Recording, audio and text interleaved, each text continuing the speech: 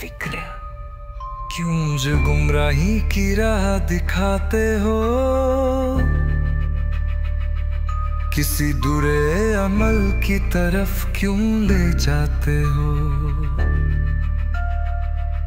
ये कैसा वहम है, क्यों गुनाह में है राहत, ऐ तस्कीने तकवा तुम भी मुझे ना जगाते हो।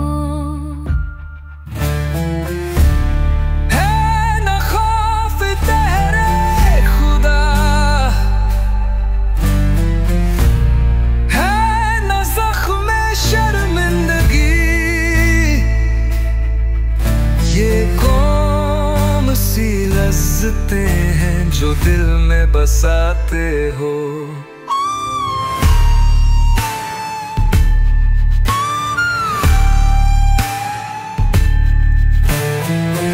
है फिक्र मुझे किस दलदल में डुबो रहे हो, निकलने की राह भी क्यों नहीं समझाते हो। अगर कोई हाथ बढ़ाए भी बचाने को,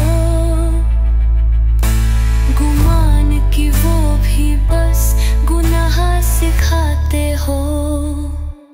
ये कैसे लोग हैं जो खुदा की बात करते हैं, मगर नजर में शर की चमक भी दिखाते हो।